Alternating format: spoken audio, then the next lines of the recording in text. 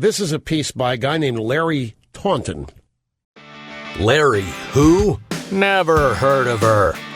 What sort of a man is he? Pick from Bama. A man like any other, but more so. Well, I thought he was dead. This is the Larry Alex Taunton Show. Let's light this candle.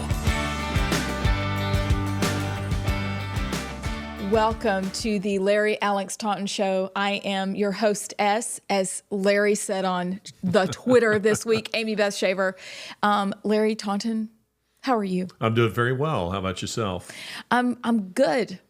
I'm, hurriedly, I know this is going to air later, but hurriedly still shopping for Christmas. Not good. I have two kids with Christmas-ish birthdays. Also a little stressful. Yeah. Because you don't want to put... One of mine's birthday is today. Oh, happy birthday to one of your kids. Yep. It's Michael's birthday today. Happy birthday, Michael. So I don't think he even listens to the show, but if I bet he does. How can he not listen to his dad? But if he does, it's happy birthday. So yep. He's got and my mom's birthday was yesterday, so they're both Christmas babies. I've got those too. And when they were born, I don't know if you guys had the same conversation, but the promise was, please don't put their birthday presents in Christmas wrapping. Yeah, that's interesting. Or feeling like, they get robbed, because yes. You just go, we'll just pull out one of those Christmas presents and put it over here for the birthday present and just do that and be done with it. But Yep, all is well in the Taunton household. I think we're all done with that. Good. I think we're all done with our Christmas shopping, and so now we're getting ready for the new year, which honestly can't get here fast enough. But I am happy my kids are coming home soon. So I'll have one 24-hour period where everybody will be in my house. Excited about that. Because I think as a parent, that's not anything you ever get used to. I see all the young families and I'm like, oh, they're so cute. Like, enjoy every second that you have together. Yeah. Because one is coming in and the other one is leaving, but there's that window of time. And while we're thrilled for them to be out of the nest and on their own, it's still a delightful time of year. Yeah, it's very special for moms and dads too, but moms especially, to have all the kids home So this Christmas hopefully will be a very special one for all the people who are watching and listening, watching us in Times Square and Trafalgar Square. And all the squares. Red Square were very popular in Moscow. For sure. So obviously. Yes. We Feliz Navidad. We wish everyone a very Merry Christmas. Well, when we come back, I have something for you. You've already brought it up today. I'll let you introduce it when we come back from break. But we have a fantastic show, and I'm excited about it because you are doing a Twitter thread on the difference between fascism and the like, which I think a lot of people don't know much about, or we kind of confuse the two or three or four, and we want them to be the same and they're different. But the other thing is the Twitter files. Yeah. Part 2, because as this unravels, it becomes quite the tangled web. It really has. It is a mess, and Musk is revealing a lot of criminal activity at Twitter. So, yeah. Are you not bothered by the amount of times, for example, Elon, and I think a couple other people I've seen that are saying, I did not commit suicide, or I didn't do this, or I didn't do that. Like, I know they're joking, but I also understand that this is deadly serious. Yeah, it is. And he spoke of this week of his family being harassed in a big way. People thinking the automobile that was his, that he was inside it, and he wasn't. It was his. I think his wife and his children, and some Antifa types were blocking the car and jumping on the hood and this kind of thing. Obviously trying to intimidate, terrify, and but Musk wasn't there. He wasn't part of it. But yeah, I think the guy is going to face a lot of threats and potential threats, economic threats, because he is an existential threat to the political left, the political and cultural left. And they've got to stop him. And I think they'll do absolutely anything to do that. Okay, so stick around. We'll be right back. ABS, Automatic Braking System, also known as Amie Beth Shaver, pumps the brakes. When you brought up the illuminated White House that you couldn't quite see, because our Explain audience, that to everybody. Okay, so our audience may or may not know that you were profoundly colorblind. Yes. I mean, so when you Apparently. were younger, you wanted your mom to buy basically a blood red couch. Yeah, that's right. Because you thought I it was loved it. fabulous. I thought it Because was you can see beautiful. red and orange, right? Yeah, I could. Well, If you see colors, you can see those. yeah, I'm attracted to them like a bull to a matador's, towel or blanket or whatever it is. But yes, I can see those. I love them. I wish the whole world were in orange. You know what? And I even had an orange sweater, and if it wasn't nasty, just because it's a casual sweater, I would have worn it. I'd have been sitting closer to you. Because my teenager was like, "Mom, that's a cool sweater." I'm like, "That's because you helped pick it out." Anyway, so you mentioned that the White House was illuminated, and you thought, "What is everybody fired up about?" I saw that on social media that there was a snapshot of the White House illuminated. And, at night, and people kept saying things like demonic, evil, awful, perverted. And I kept thinking, I don't understand the photo, because I'm looking at the photo and I thought the White House looks pretty good. I mean, this looks nice.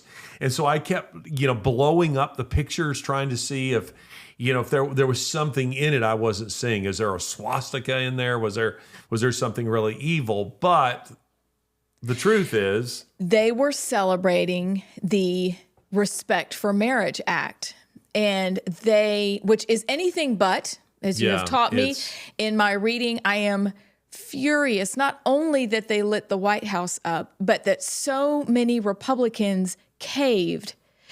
That not only did they cave on this act, but this had nothing to do with respecting marriage. But what was the White House? What was the deal? The White House was the gay pride flag. Okay, so it was illuminated. So it was illuminated to celebrate in the rainbow, which has been hijacked. in the rainbow, from the Bible, God will from the not be Christian faith, mocked. from Judaism. Exactly. They've hijacked that to celebrate gay nonsense.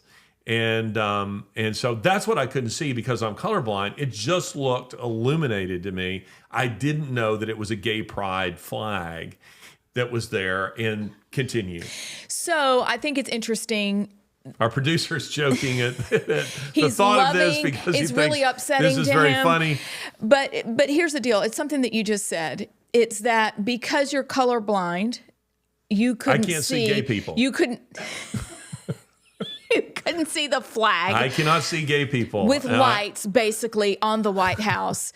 But too often, we can't see that the people we elected to serve are stabbing us in the back on a regular basis. They're calling things the respect for marriage, just the like defense of marriage. What was it? The Inflation Reduction. The Inflation Reduction. They're Act, lying bill. like thieves, and we're buying into it every single time. Well, I don't think you're buying into it. I'm not buying into it. We're not A lot of buying people in into this audience aren't buying into it. But there are a lot of people who are very stupid who do buy into this. Thank you. Because this is what the left does. They call good evil and evil good. That's exactly it. And it's just the way the left works. This is all deception. It's all sleight of hand. It's all smoke and mirrors.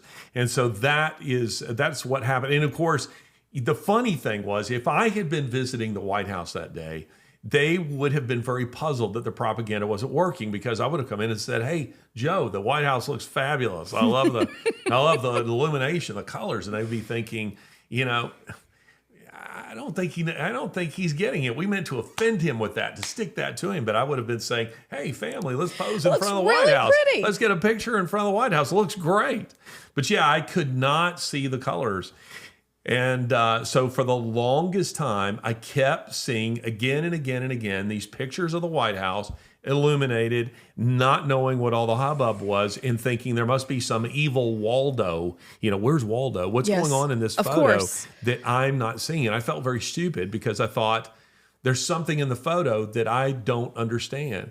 And it was only when somebody posted and saying, it's disgusting to see the White House illuminated in, gay pride. And I was like, that's what's going on. I can't see these colors here. So, it's the Lord has given me this gift that I cannot see gay people. So I can't. It's what's happening. So I'm sorry if you're part of the LGBTQI plus alphabet. There's 97 options right now. 97. Yes. I learned that yesterday. I was yesterday years old when I learned. I think we should on this show invent 3 more just to make it an even 100. I think just to make it an even 100. Donut should be a part of it. I don't even know. I can't contribute. But that literally, when I saw the White House, then you begin to understand that it had nothing to do with marriage. Obviously, we knew that it had nothing to do with marriage. But then who he invites, which would be the drag queens of the hour, who are vile. I'm not even going to repeat the drag queen in specific that he invited to the White House and what he has said. I will let our dear listeners and our viewers go and look that up for themselves. But it's unbelievable that this is passing for acceptable behavior today. But the person that he invited to celebrate the Respect for Marriage Act is unbelievable. Is a drag queen. And listen, this is a very important point here, because I want people to understand this who are watching and listening. And were this show not aired on DirecTV, I would have producer Matt put these images up on the screen so people can see them. Instead, you'll have to look them up for yourself, or you'll already know who I'm talking about. People may wonder, why is it that with this administration, the Biden administration, which is corrupt to its black-hearted core, why is it that we've seen this extraordinary spike in sexual perversion? The push for the sexualization of children, for performing irreversible sex change operations on children, drag queen shows. Sam Brinton, who was just fired for stealing people's luggage, but Sam Brinton, who was with the Department of Energy, nuclear energy, engineer, who's a drag queen. Rachel Levine, a man who claims to be a woman, who is the Assistant Secretary for Health, who's grown his hair out long and wears dresses and this kind of stuff, where we are seeing LGBTQ, rainbow flags and this sort of thing in the United States Army. This past week, a colonel in the Army. I can only imagine, if my father were still alive, what he would say about this kind of thing. If anybody thinks I'm politically incorrect, it would have been awesome to have my dad on the show. I mean, that would have been lit. During the break, I will tell you a story, but I can only imagine his response to something like this. Who was a career soldier, and who no one loves to. By the way, no one loves to complain about the Army so much as veterans of the Army, and yet no one is more proud of their service than veterans of the Army. But I mean, they complain nonstop about the Army. But if you challenge it, this past week, the Army-Navy game, I promise you they're rooting for Army in that game. And Army did win. So you have all these different drag queens. You have the sexualization of children. You have drag queen shows for children. You are seeing now a push for pedophilia, an attempt to mainstream it and legalize it. The point I want to make is this. If you're thinking that this is incidental to the left's ideology, I want to reassure you that it is core to their ideology. That's right. This is who they are. It's not just an accidental byproduct of it. It is core to who they are. And I'm not suggesting that every Democrat, is in favor of drag queen shows for for children. I'm simply saying to you that the engineers, the current engineers of our society, the people who are pulling the levers right now, this is what they're about. And it's not just simply cultural Marxism about the destruction of the family, which of course it is, but it is because this is who these people are. It is central to their ideology. And some of you who follow me on social media will know that this past week I tweeted a screenshot. I tweeted a screenshot from what's his name? William Shire's Rise and Fall of the Third Reich. William Shire, who was a journalist in Germany during Hitler's rise, and he was there, pretty close to Pearl Harbor, before the declaration of war. He came home, but he met Hitler. He had met his inner circle. He knew the key Nazis. He had observed that movement, and in his book, The Rise and Decline of the Third Reich, The Rise and Fall of the Third Reich, which is a classic. It's a definitive book on the Third Reich.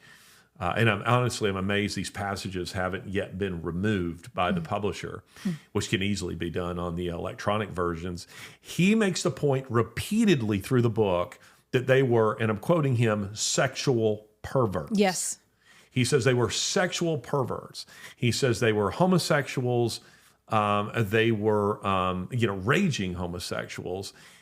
They were engaged in every kind of sexual perversion. And he says this was core to fascist ideology. It was core to who they were. And there are those people who will say, well, isn't that just a result? I mean, didn't they eventually send, homosexuals and so on to the prison camps? I mean, surely this isn't who they were. They did the ones they deemed to be effeminate. But you see, they considered the homosexuality kind of the way the Greeks did in, prior to the collapse of the, classical Greece.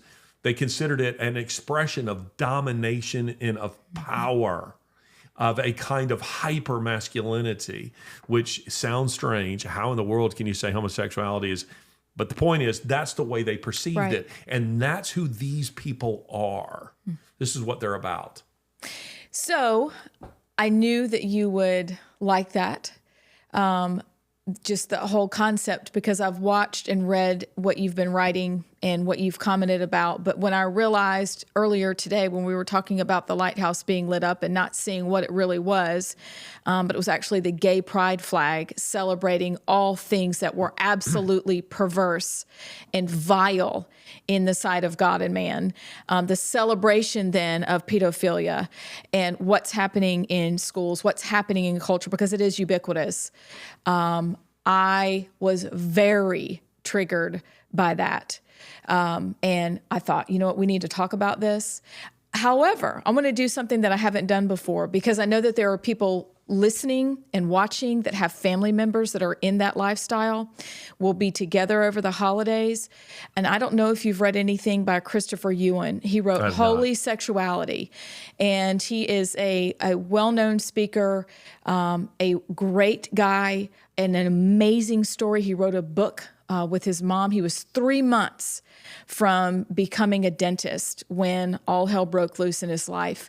But he speaks with people like Sean McDowell and the like. His book's called Holy Sexuality, and I would offer that to our listeners. If you want to read something that is a biblical worldview on sexuality and on marriage, I recommend this to you, because those conversations that we're having are getting more and more difficult to have because it's everywhere. And I think too often people feel lost when they confront a family member, or they're labeled as being a bigot because you won't accept that lifestyle. This book really affected my thinking. And then from Toby Sumter is out in Moscow, Idaho with Doug Wilson in that group. And he has a phenomenal sermon on Mark 10. And I'll make sure that they're in the show notes. But I want to offer that as hope to people who are struggling, who are lost, who have family members, they don't know what to do. I would recommend that this is something that you can share with those family members, because Christopher Ewan is coming out of a gay lifestyle. And he is an amazing intellect, went to Moody Bible Institute, you'd really enjoy it. They attack these guys, and they attack these guys in a very big way. But I not only want to talk about it because I can't believe our White House would be lit up that way, but this is who they are. But I also want to offer hope, the same way that we talked about our abortion show months ago. These are hopeful things that we can read, we can study, and then we can be equipped to have those difficult conversations. But stay with us, because when we come back, we're going to talk about the difference between fascism, Marxism, communism, socialism, and then the Twitter files. Don't go anywhere. This is the Larry Alex Taunton Show. Larry is my favorite player. Welcome back. So we hear the term, you fascist, or you're a socialist, or that's communist. Do we really know what those terms mean? I don't think most of the time that people use those terms that they do know what they mean, and hence the reason that I want to explain them. And as I'm explaining them, I should first tell you this: if you are looking it up, in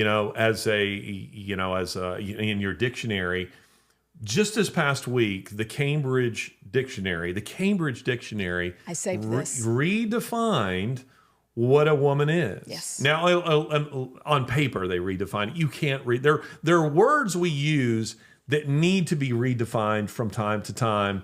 And hence, Bible translations are so important, and that's because the language is evolving. But there are things that you can't redefine, no matter what your dictionary says. So if we want to redefine, what a fireman is throughout history, there may be some slight variations in that. But you can't actually redefine what a woman is, right? I mean, a woman is what a woman is. That's something that's established from creation. It's established by God.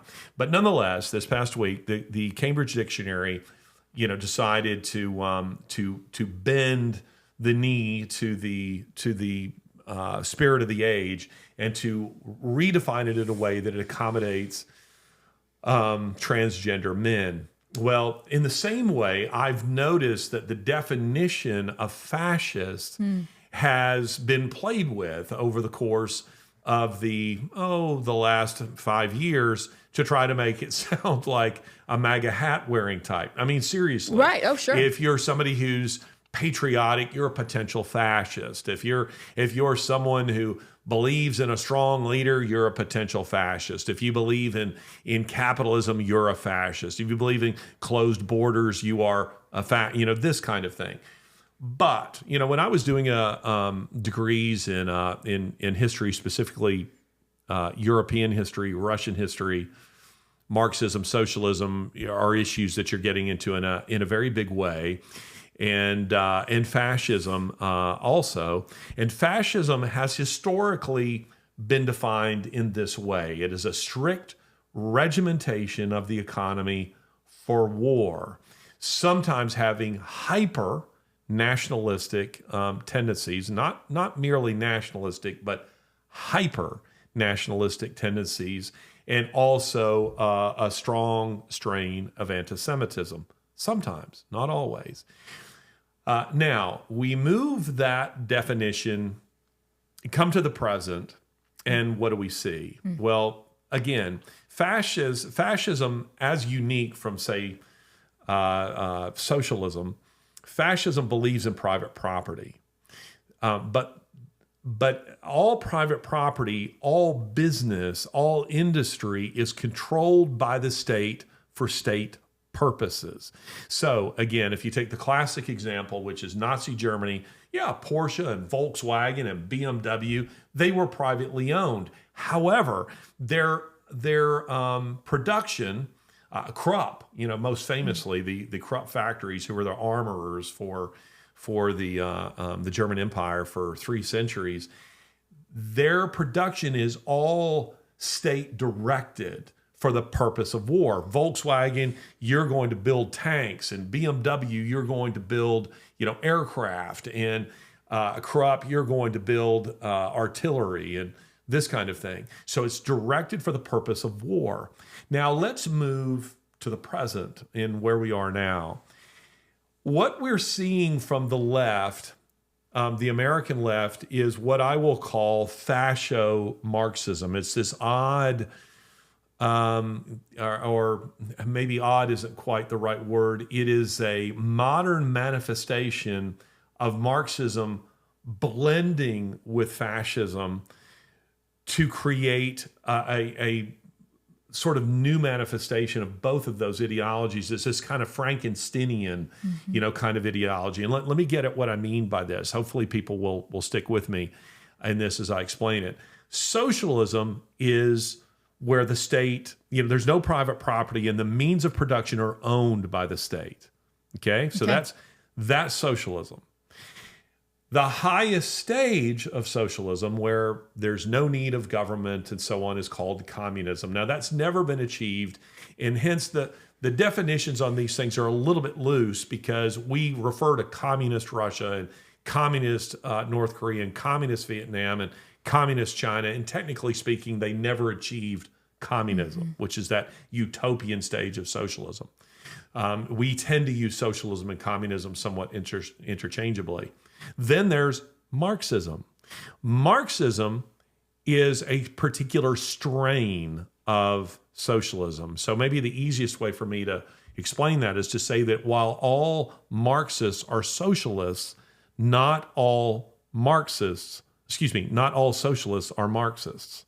Did I say that right? You did. So not all Marxists are socialists, but not all socialists are Marxists. And that's because Marxism is a particular brand of socialism. And that's where Karl Marx, who didn't buy into the idea that socialism could be achieved peacefully, that it was going to require bloody revolution, it'd have to come at the end of a bayonet, which is the way it's always achieved anywhere in the world, as JFK observed a long time ago. That's Marxism. So, and Marxism is what we're seeing in the United States, an element of Marxism. It's what we saw in, communist Russia, in socialist Russia, China, North Korea, Vietnam, and elsewhere, Cuba. These are all Marxist, okay? Now, where does fascism fit into this? Now, some would say, well, fascism, was born in Germany. It actually wasn't born in Germany. It was born in Italy. It was born in Mussolini's Italy, and Hitler was a great admirer of Mussolini, whose career began earlier than Hitler's did, and he recreated it in Germany.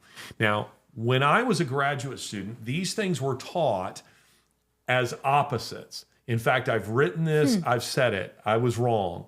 I've now experientially come to the place where I realize, no, that's not true. We were always taught that communism and socialism, Marxism, those are expressions of the extreme left. Fascism is an expression of the extreme right, because it was always understood to be a kind of hyper-capitalism. But no, fascism belongs over here on the left too. Now, the leftists who are listening don't like me saying that. Oddly enough, this is something I've always thought is very odd. People on the left very frequently don't mind being called socialists or Marxists or communists. They generally don't resist those labels. They generally accept that they are expressions of the left. Call them a fascist, and they get very, very upset because they think being called a fascist is way, way, way worse. That has to do with, Hollywood. That has to do with a kind of marketing that socialism is managed to achieve. In terms of, in terms of body count, socialism is way worse. Socialism killed, roughly 125 million people in the previous century alone. Fascism killed about 25 million. Now, somebody listening may think I'm trying to say fascism isn't as bad. Ideologically speaking, it's every bit as bad. It's just that fascists didn't control the levers of power in as many countries as communists did. Otherwise, they'd have killed, just as many. There's no question about that. But here's my discovery. And it's one of those little discoveries you get that you feel like is your discovery. Yes. It's something you feel like that you've landed on.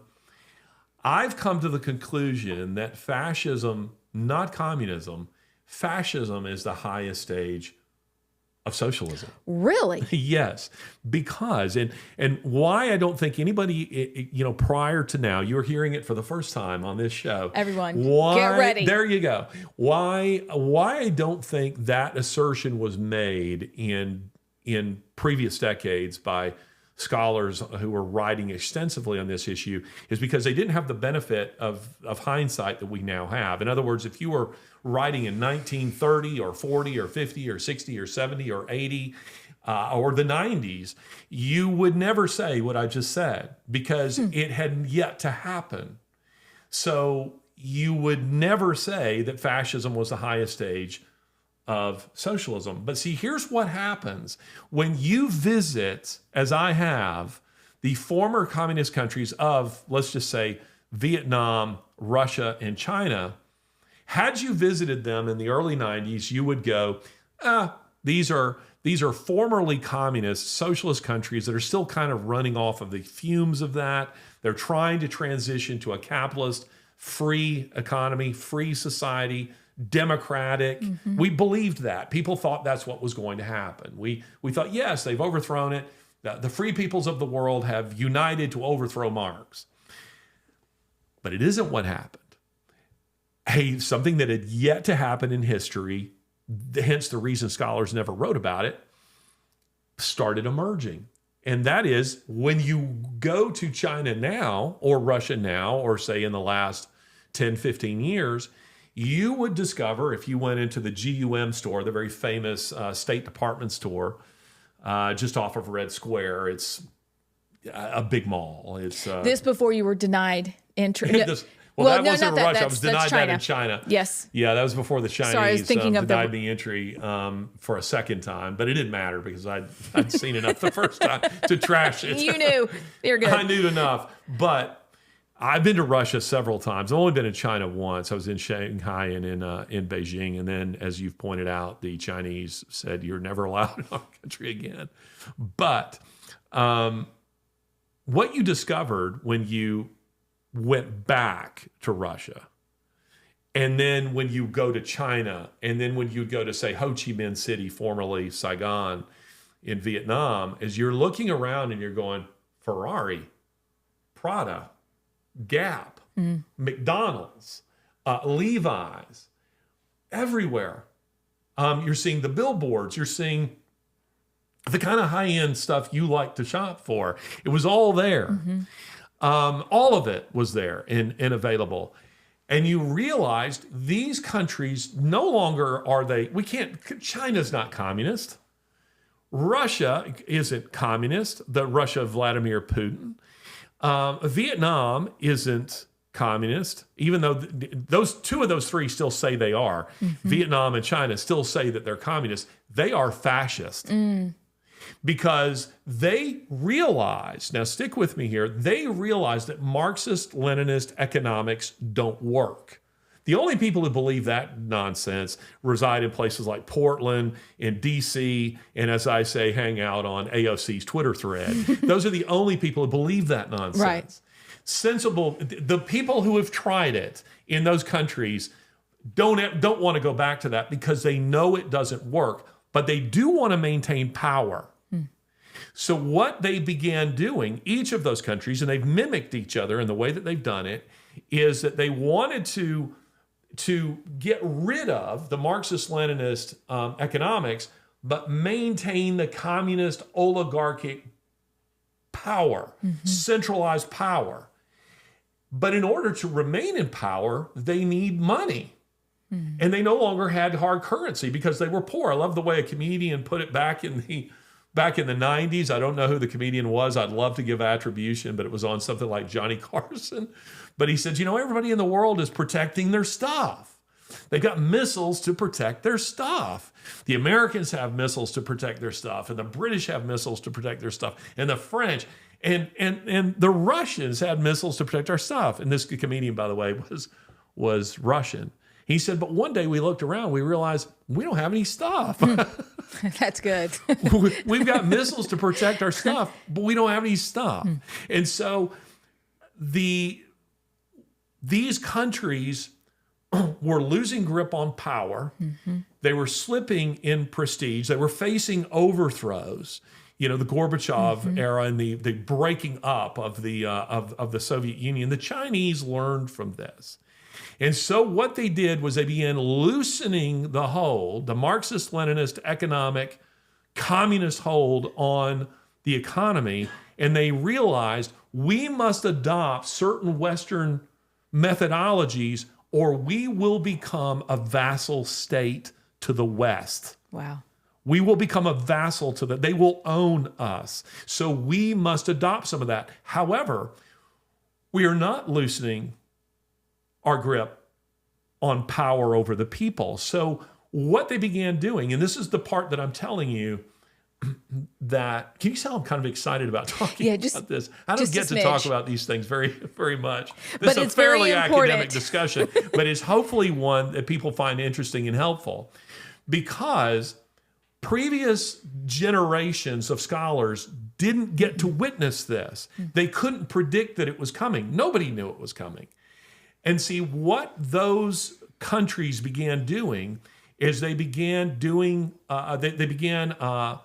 adopting a limited free market, limited private property ownership, what the Chinese call capitalism with Chinese characteristics. That's the language they use. What they mean is they're saying that private ownership is for a limited period of time. It's just to help get us through this phase. We're going to let you guys own your stuff now. We're going to allow industries to be free up to a level. However, they're still kind of directed by the government. Meaning, do you think that Apple making all of those phones in China, that the Chinese are not having some impact on what this thing looks like or what's embedded in it or stealing the technology? What Americans have not understood about Chinese economics is that the Chinese are obligated to collaborate with their government. They just absolutely must. And traditionally in the United States, if you were an executive at Ford and the CIA said or FBI, that you could say, go away. I'm not doing that. We're not doing that. But that's not the way it is in China. You'll end up in a gulag. So you see, what ended up happening is you have totalitarian regimes that are set out to merge with a limited free market economy. That, by definition, is fascism. That, by definition, is fascism, where the government is controlling the economy. There's still some elements of what you would call capitalism. Capitalism, by strict definition, is free. I mean, it's free markets. That's what it is. But there's a limited ownership. There's limited of free market economics, but it's controlled by the state for the purpose of war. And you may be going, well, what do you mean for the purpose of war? Well, the Chinese are making war on the whole world, and particularly the United States, but it is through economic means. That's what's happening. And in the West, the way this fascism is looking is it's coming in the form of ESG. Now, ESG, some of the people in our audience maybe have to deal with it. Maybe you don't know what I'm talking about, but it means economy, it means society, or social, economic, social, and governance. Yes, economic, social, and governance. And it's a kind of social credit score for companies. So that if you don't bend the knee, then we're going to say, Elon Musk, Tesla gets, and I don't know what the rating is, but let's say it's from 1 to 10. We're going to give you a 2 because we don't think that you're doing things the way we think you want to do. So they punish you. And it is a way, now ESG isn't fully in place right now. You can have a bad ESG score and your company still succeed wildly because the average person, who's buying a product doesn't look at ESG and doesn't care. But there will come a time where they do in a big way because governments the United States government will have all the reins of every single bit of industry. And if you step out of line, they're going to nail you on that. And it can be a career ender. It can be the end of your business. Right. And this is government directed economy, controlled economy, private ownership, but it is organizing, regimenting the economy for the purpose of war. And you may say, well, who is the United States going to go to war against? they're already at war with a domestic population. That's right. So that once ESG is fully in place, you don't do what they want you to do. They can cut you out of everything. Right. They can put your name on a blacklist with companies that says Amazon, don't sell to them. And if you do, we're going to give you a bad ESG score. She's not allowed to shop in your grocery store. She's not allowed to. We will isolate you, as Klaus Schwab puts it, of the World Economic Forum, from society. We can isolate you from being a participating member in society. And it's like putting a Star of David, armband on you. So that's what this is. ESG is important in regards to this, but this is what fascism looks like. And let me just say this before we go to break. How this merges with Marxism, because I wince when I see people say, well, Bill Gates is a Marxist. Bill Gates is not a Marxist. He's a billionaire. He didn't get there by being a Marxist. You can't be a billionaire and a Marxist. You could say you are, but you can't be. You have to be a capitalist to get there. So Bill Gates clearly has profited off of a capitalistic system. Or people will say that the World Economic Forum, they are all Marxists. No, they are not. They are fascists. But what they want for you is a kind of socialism, is a kind of is a kind of Marxism, meaning that it seems that they're moving towards kind of a two-tier society where there are the super rich up here who I promise you will own stuff. The World Economic Forum, slogan, you will own nothing and you will be happy. Right. That doesn't apply to them. They will own everything. So oligarchs, essentially. Yes. So they will own everything, including you and all the information about you. But people, the plebes, everybody else, it owns nothing or it has a very limited amount of anything that they have control of. And this is what I'm talking about when I say it's a kind of fascio-Marxism. I'm probably going to end up having to write it as Marxo-fascism because it doesn't look right when you write it. But fascism should be on the front end. The problem is I know the average person will look at it and go, Fasco. Fasco. Fasco Marxism. I can hear me just now in an interview, somebody saying, Larry, you've been talking about this very interesting thing called Fasco Marxism. Please explain. So I have a feeling I'm going to have to go Marxo-fascism, but that actually isn't correct because it's fascism controlling Marxism. And why I'm saying, and again, before we go to break, just throw this in, why I'm saying the highest stage of socialism is fascism is because real communist countries end up by necessity doing one of two things. They have become so impoverished. I mean, as you know, I was recently in Cuba. Cuba has not made the leap to fascism yet. They are still strictly socialist and communist, and you can't find a banana in that country. I mean, it's a banana republic, but I mean, it is that dirt poor. I related the interesting story of the woman who was my translator, and I see on a menu, Cuban sandwich, which made me wonder, is the Cuban sandwich actually Cuban, or is that some kind of American thing? Those are delicious sandwiches, by the way. They are, and I asked her, I said, is the Cuban sandwich actually Cuban? Did it originate here, or is that just an American thing? Like they say, the taco is an American invention, it's not actually, Mexican. And which we'll claim it, by the way. That's great. You're welcome, world. Yes, you're welcome. But her reply to me, not trying to be funny, was, I don't know. I've never had one. Oh. And I said, well, why wouldn't you have had one? She said, well, because we can't afford the ingredients, which are meat and cheese. She's never had one. And I said, on this day, right now, I am ordering you a Cuban sandwich so that you can say that you've had one. But that's how poor they are. Okay. But the elites, they have plenty. They have nice cars. If there's a square meal to be had, they will get it. But see, they're still communists. But usually what happens is the country becomes so utterly destitute and poor, you're moving towards revolution, or you're not able to arm yourself on the world stage, that you make the leap to fascism just to remain viable. Right. So you end up having to say, well, we're going to change our economic process, but we're going to remain a dictatorship or an oligarchy or some sort of authoritarian regime. And so they end up becoming fascist, and it's a weird, thing, but it's what's happened. It's what's taking place around the world. And I ended up giving kind of a lecture on this in China because I was there with all these business delegates who are all talking about the communism. I said, guys, this country is not communist. It is fascist. And they all argued with me initially until I explained what fascism and socialism actually are. And I'm saying, look out the window. There is a Porsche dealership over there. No communist country can have that. That's right. So there you go.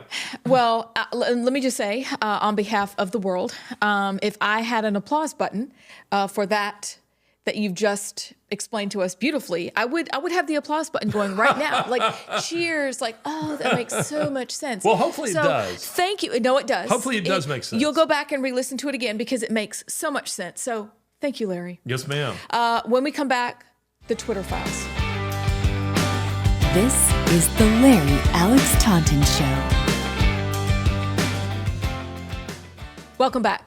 Okay, Larry, there's more to say about that topic before we close out with the Twitter files. What fascism is, I do want to say a little bit more on that topic because, again, when I was working on a master's, in the 90s, on European history, Russian history, it takes you into all this philosophy. It was hammered home that fascism is an expression of the extreme right. And I'm ashamed to say that probably, 10 or 15 years, I probably taught that. And you feel possibly, a little good about saying that because you feel like you're being very objective because because your audience has already identified you're a conservative, and it's your way of kind of acknowledging I'm not that great as a conservative. We've got our own thing. Yeah, we've got our own issues. It's a way of acknowledging that there can be problems on your side of the aisle. But it was through personal, and I'm very blessed in this regard that my work has taken me all over the world. And I would not be saying what I'm saying about fascism or what I said in the previous segment were it not the practical side of things, meaning that I had heavy academic training, but had I just remained in the laboratory or in the classroom or in the library, I would not be telling you what I'm telling you. It came through actual, travel and experience and observation in those countries where I come back going, no, China is not communist. Russia is not communist. Vietnam is not communist. Cuba is. These countries are fascist. Now, why I want to spend just a moment of talking about the similarities, however, between communism. When I'm speaking of communism, fascism, and Marxism, they're not exactly the same thing. But they're all expressions of a socialist ideology. Okay, but when I refer to them, so that's the spine of the book is the social. Exactly. So when I refer to those three, I'm really referring to the same ideology. So you have those over here, and then you have fascism. I want to talk about the similarities now between them. We talked a little bit about their differences, but let's talk about their similarities because the similarities are very important. And in pointing out the similarities, you will then understand why they're both expressions of the left. So first of all, I made notes for myself here. Both are atheistic and maintain a great hostility for authentic Christianity. And I want to underscore authentic Christianity. Christopher Hitchens tried to pull this off in our debate in what was it, 2010, I think, when we debated each other, maybe 2011.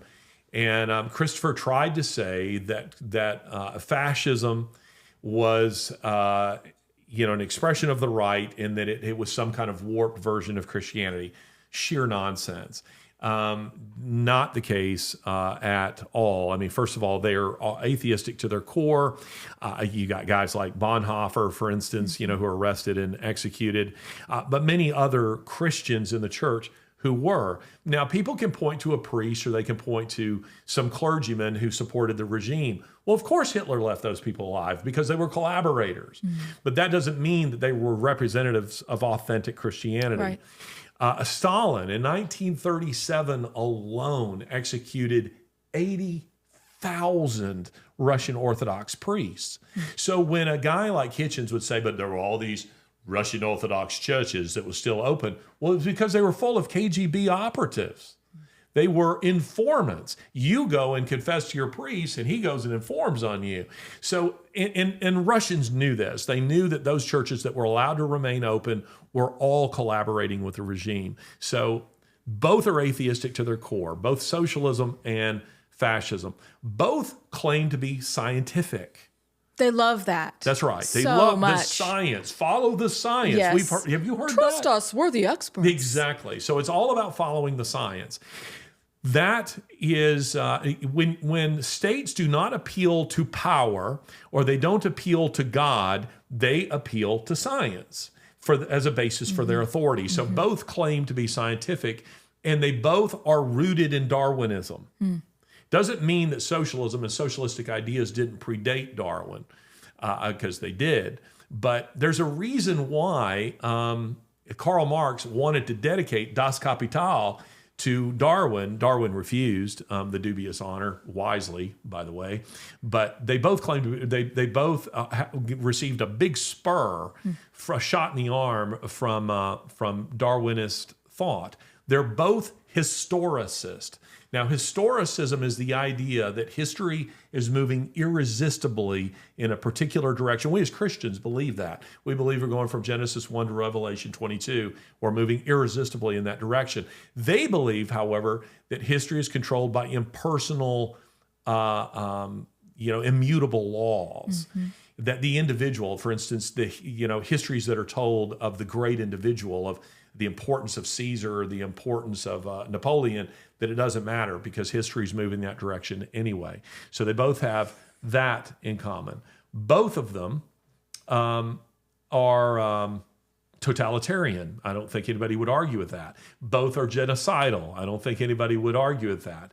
Both are, because they're atheistic and Darwinian, both see man as having no intrinsic value. Man is just the raw material, the brick and mortar for the building of the perfect state. So both of them believed that.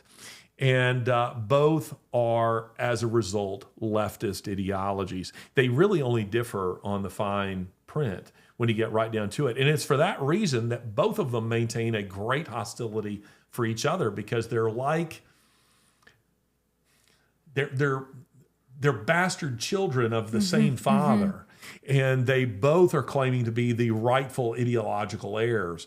And hence the reason that they engage in mortal combat with each other. But both of them are leftist ideologies. And it's because conservatism, whether it's a conservatism has its roots in one of two places, either in the idea of classical Greece, of a classical context, or in the Christian faith. And I would argue that all conservatism really has its roots in the Christian faith, even those who don't acknowledge it as such.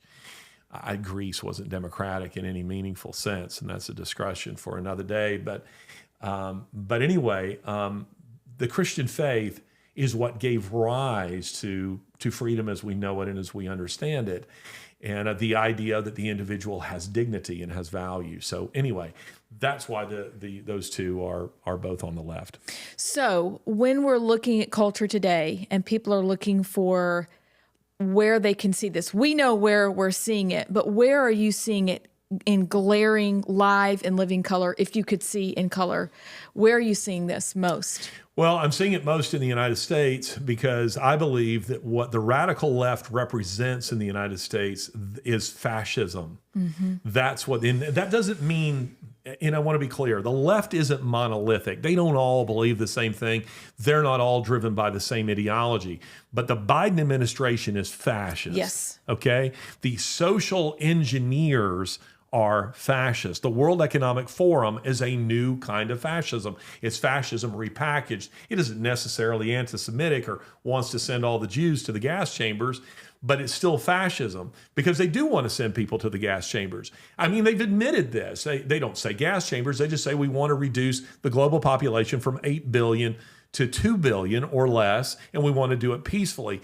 This is Fascism. That's who they are. And why this matters, in case you think I'm just engaging in a fanciful discussion. A fanciful discussion, that this is just in order to identify, to properly attack and defend your position, attack the opponent's position and defend your own, you must understand the enemy. And too often Christians do not understand their enemy. They don't understand it. They mislabel it.